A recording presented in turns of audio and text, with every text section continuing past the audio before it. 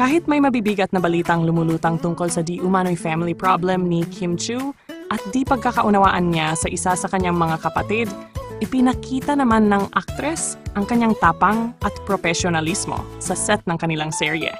Gayunpaman, hindi rin may tatago ang bigat ng loob ng aktres, lalo na't makikita raw sa ilang pagkakataon na tila may iniisip siya. Pero heto na nga ang nakapagpagaan ng sitwasyon. Si Paolo Avellino mismo ang umalalay at nagbigay ng ligaya kay Kim habang nasa set. Ayon sa sources, todo effort raw ng para mapatawa at mapangiti si Kim, mula sa simpleng asaran, biro, hanggang sa mga maliliit na gestures na sobrang natural lang sa kanila. Dahil dito, hindi naiwasang mapansin ng fans na kahit sa gitna ng problema, tila si Paolo ang nagsisilbing lakas at dahilan ng mga ngiti ni Kim. Maraming netizens ang kinilig nang makita na hindi iniwan ni Paolo si Kim sa mga sandaling tila nangangailangan siya ng karamay. Sa social media, bumuhos agad ang mga komento ng fans na nagsasabing, "Sana all may Paolo sa buhay."